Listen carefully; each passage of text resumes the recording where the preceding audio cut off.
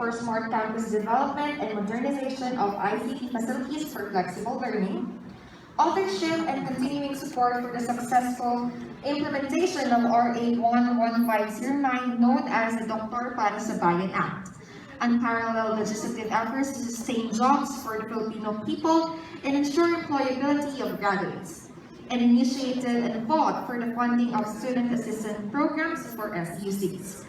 Now, ladies and gentlemen, it is truly my pleasure to present to you all the Chair of the Committee on Higher Technical and Vocational Education, Senator Joel TESDAMAN Villanueva.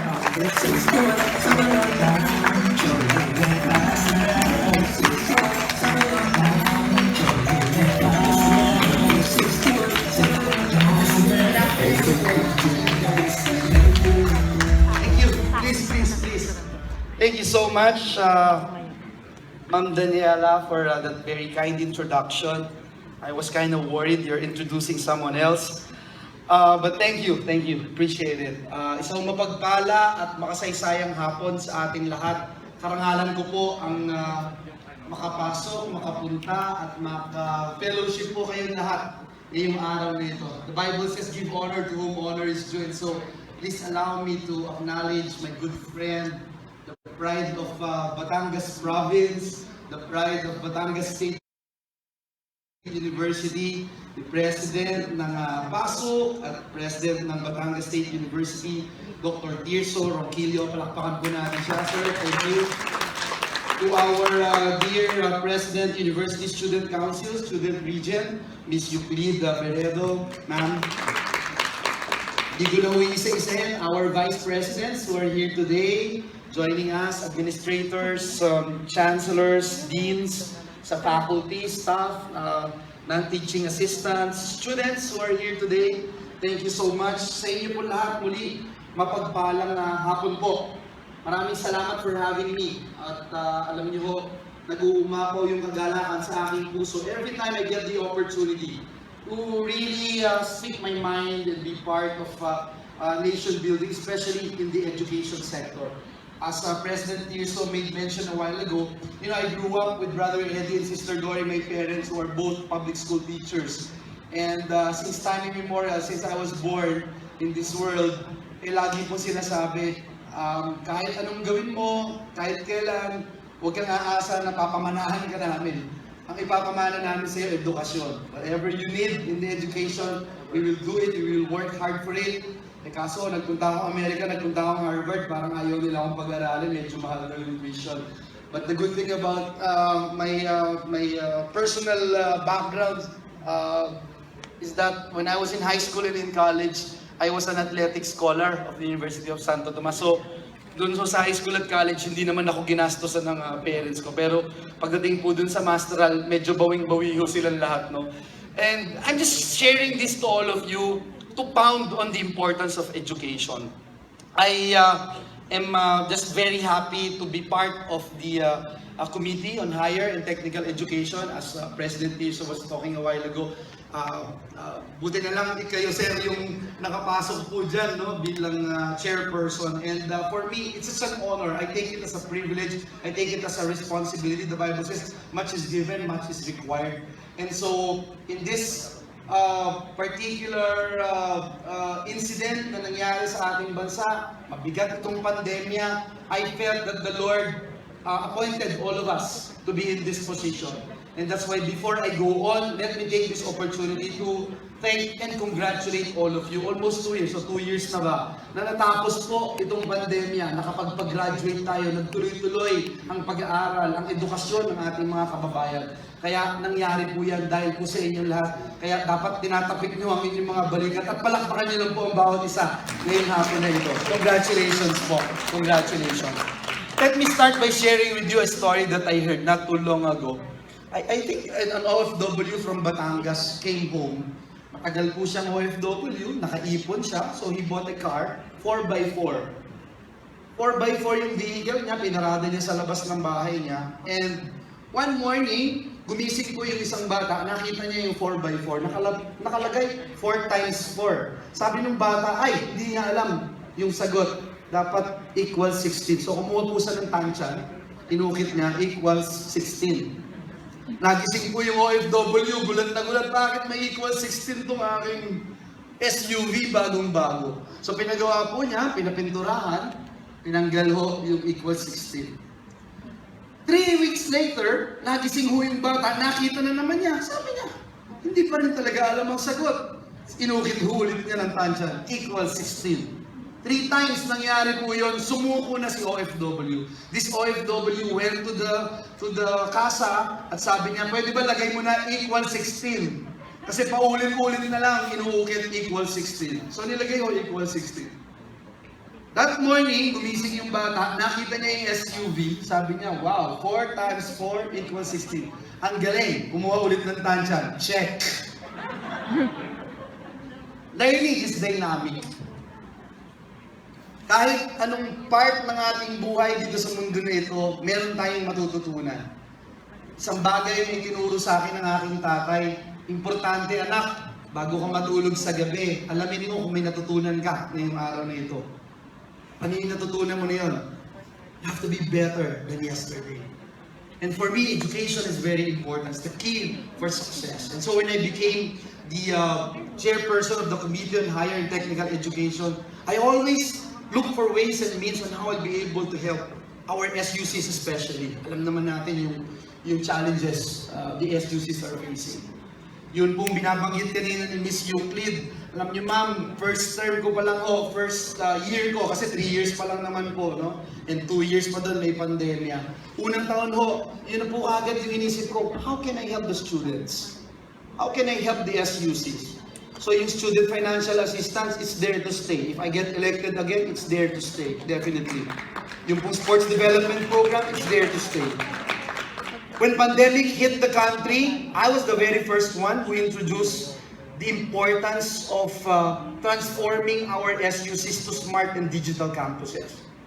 I immediately proposed a 3 billion pesos funding for every SUCs in the country. Unfortunately, parang patay na yung kabayo bago dumating yung damo.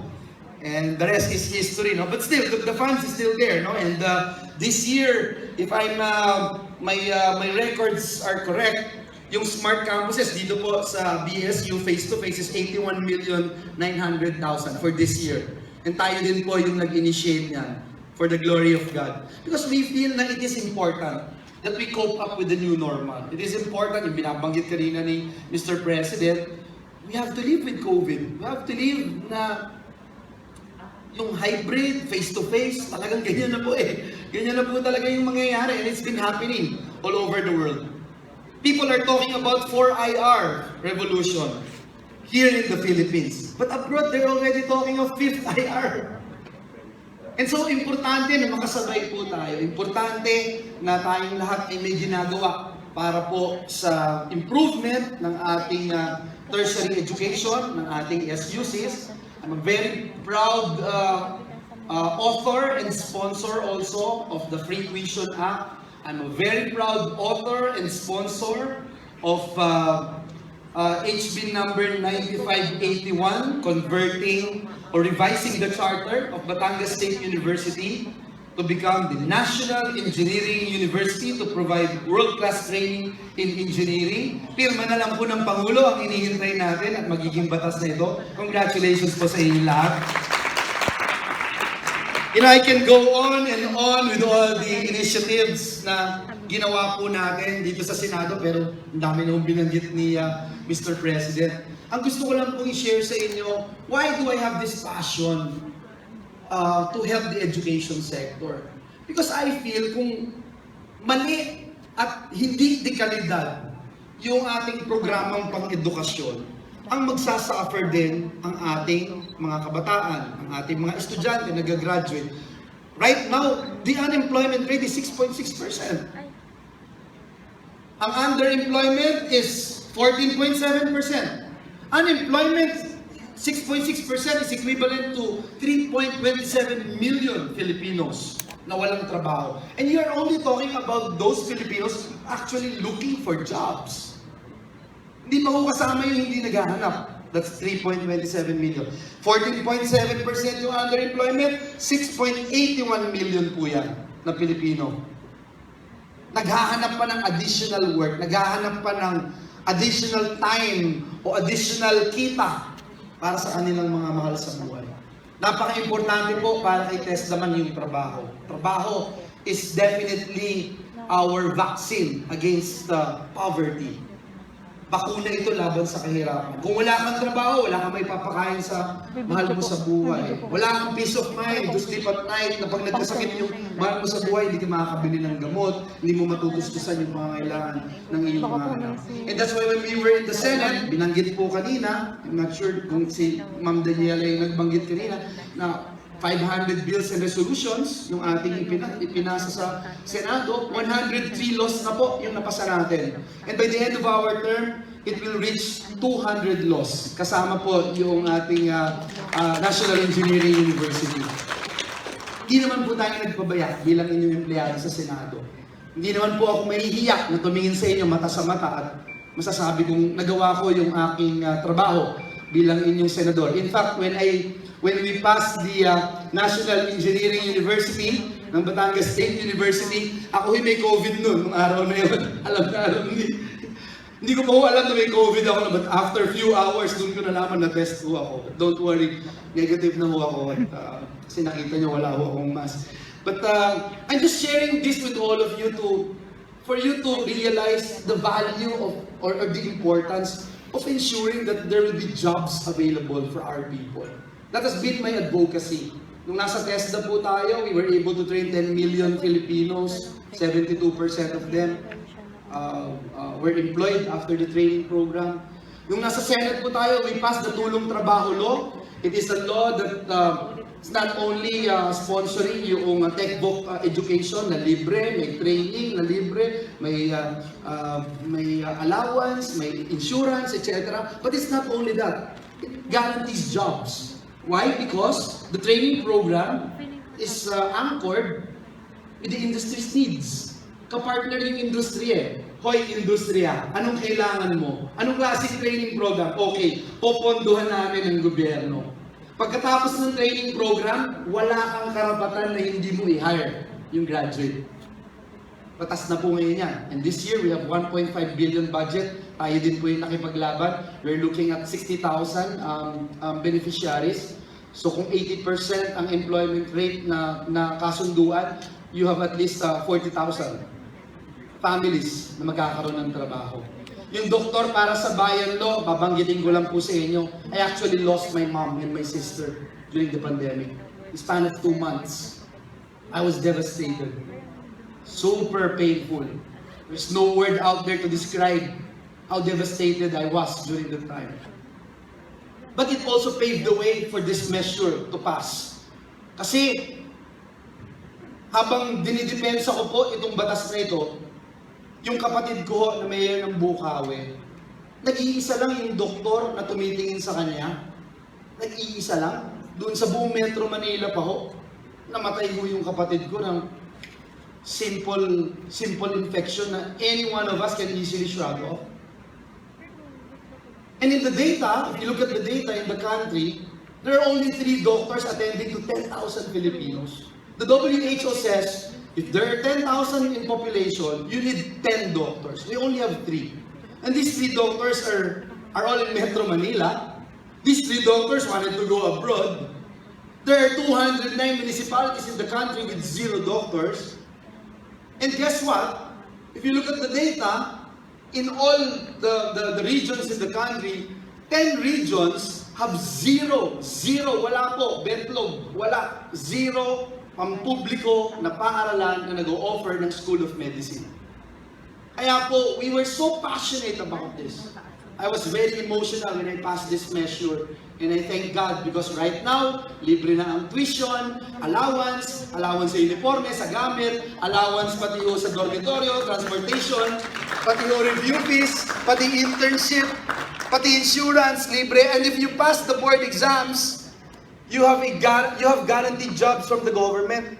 Bibigyan ho kayo ng item. Kung ilang years mo, pinagganastosan ka ng gobyerno, ganun din yung taon na paglilingkuran mo yung kapwa Pilipino na may bayad at par with the standards. Yan po yung doktor para sa bayan law. But the other part of the problem, yung pong establishment ng School of Medicine. Last year, your Senator Joel Villanueva fought for 1.5 billion in the budget to open up at least 3 regions in the country. So, napuntahan po natin Cebu Normal University, Region 7. Nabigyan din po natin ng pondo, Region 9, Western Mindanao State University, Region 11, University of Southeastern Philippines. At lahat po sila, itong mga universidad na ngayon pong taon na ito, nagsimula na po sila ng School of Medicine. So God be the glory po. You know, just to share with you how proud I am when I was in Cebu Normal University, I met the scholars. Yung mga scholars po umiiyak sa tuwa. Kasi pangarap lang maging doktor. Imagine, 500,000 a year yung gastos. And even if they have the money, wala naman palang school sila doon. Dahil hindi mo madali magtayo ng school. Walang level 3, level 4 hospital na partner. Kailangan ng faculty, kailangan ng equipment, etc. And when I was there, I realized how important it is.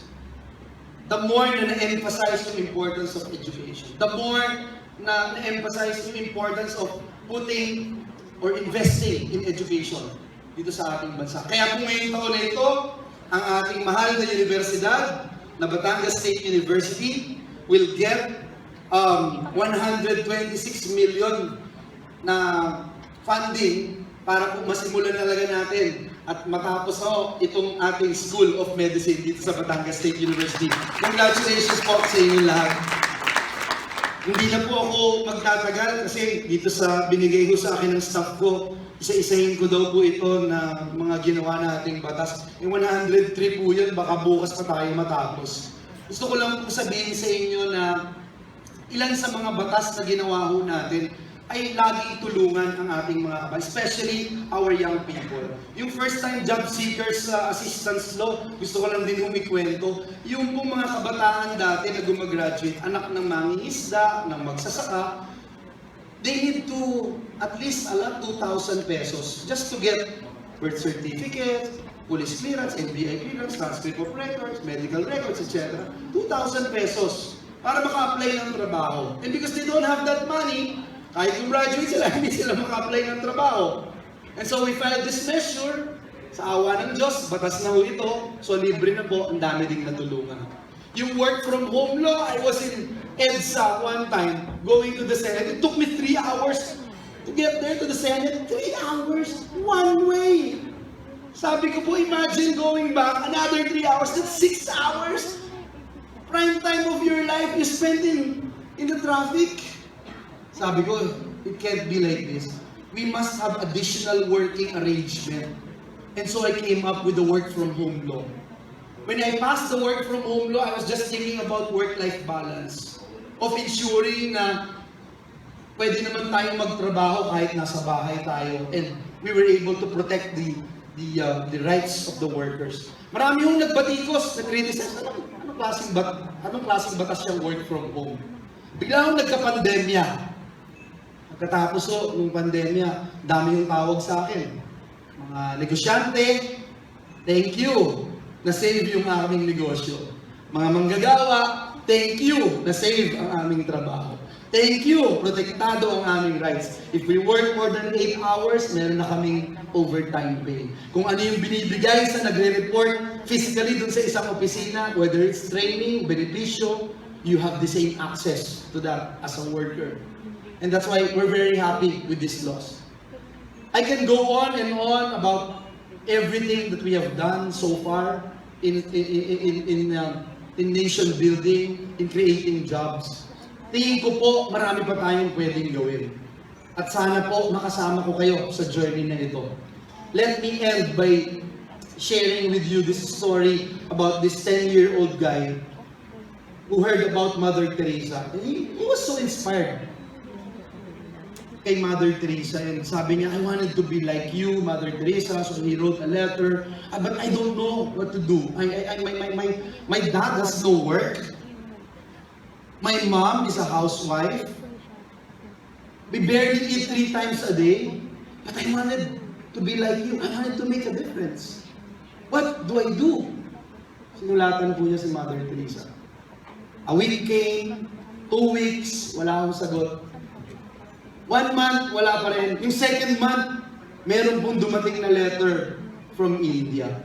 The boy was so happy because he knew that this letter came from Mother Teresa. He was so excited opening that envelope, that letter.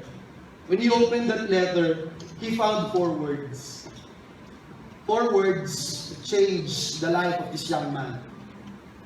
Sabi ni Mother Teresa, find your own Calcutta. Sa mga kasamahan ko po, narito lalo na sa mga estudyante na nakikinig sa aking tinig. We have found our Calcutta. Batangas is our Calcutta. Our only country. Wala akong magmamahal sa bansang Pilipinas more than anyone, kundi ang mga Pilipino. Ito ang ating Calcutta. Let us find our purpose in life. We are all here, not because it's an accident na nandito po tayong lahat. I think we're all here to be reminded of our purpose in life. We are all here because we made the decision in our lives, not just to be part of the problem, but we are all here because we wanted to be part of the solution. And with that, I know and I believe that this country will move forward. Mapagtatagumpayan natin ang pandemyang ito for the glory of God. Maraming salamat po. Ako nga pala si Joel Villanueva, number 61 sa Balota. Trabaho lang ang trabaho. God bless you more. Maraming salamat po.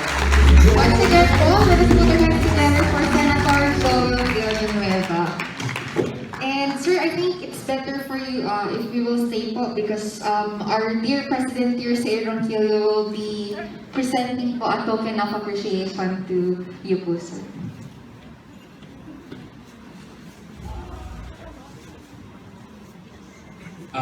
Maraming salamat po, Senator Joel. Ang isa sa idol natin sa Senado, Senator Joel. Actually, hindi ito lack of appreciation. Natatandaan ba natin, noong December 2020, inimbitahan natin na commencement speaker, Senator Joel. It was an online commencement exercises. And meron ho kaming pinrepare na token para sa inyo. Nagka-pandemya, hindi na namin nahatid sa Senate. Sabi ko, gagawa tayo siguro ng pagkakataon ng Diyos para maibigay natin sa Kanya. At ngayon po, I think ito na yung pagkakataon.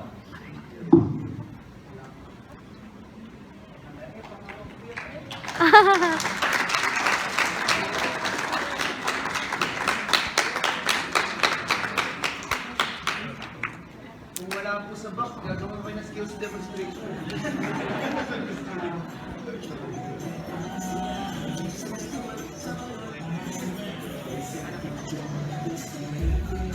Ayan, ladies and gentlemen, once again po, our University President and Senator Joel Villanueva. Palakpakan po natin sila.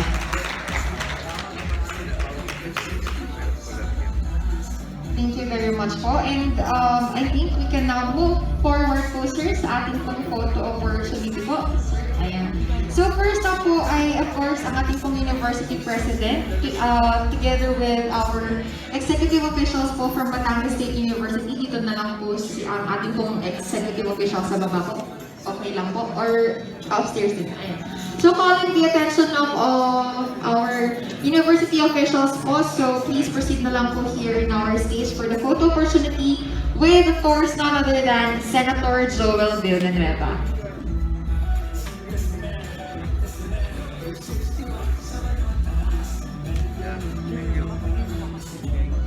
Dumilim na.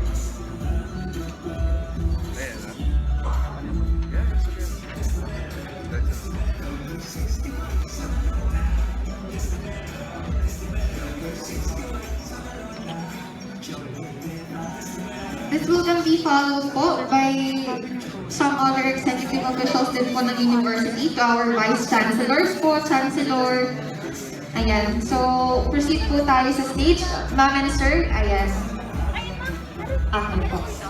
And then, of course, as well as our student leaders, ayan, dito na daw po tayo sa baba. Ayan. Ayan, let's move forward po. And while we are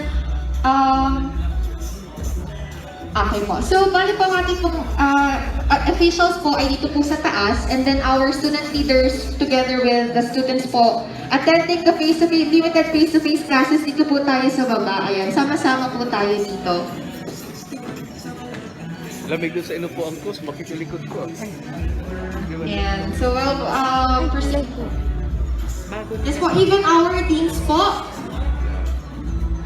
Our college deans po. Ayan, dito po tayo sa taas. Ayan, so sama na lang po ako dito sa taas para di na po ako bumaba.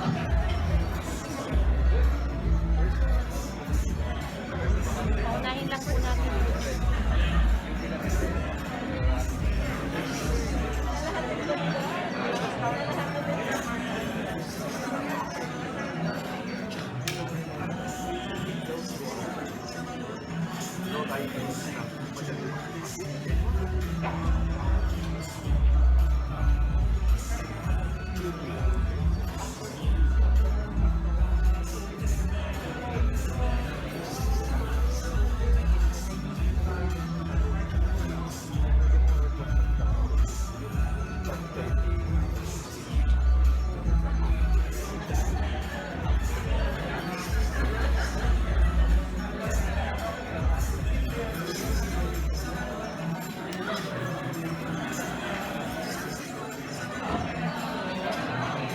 Ayan, thank you so much po everyone, to all of our student and student leaders. Once again po, Senator Joel TESDAMAN Villanueva, palakpakan po natin. And if you do have concerns or questions, please feel free to send an email down po sa kanilang address, senatorjoelvillanueva@yahoo.com. So once again everyone, magandang hapon po, and palakpakan po muli natin si Senator Joel Villanueva. Sir, maraming salamat po everyone. Good afternoon po and stay safe. Thank you po.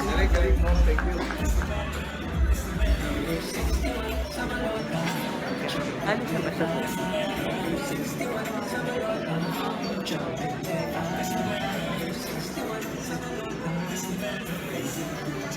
Ate Jane. Ate Jane. Maganda pala yun.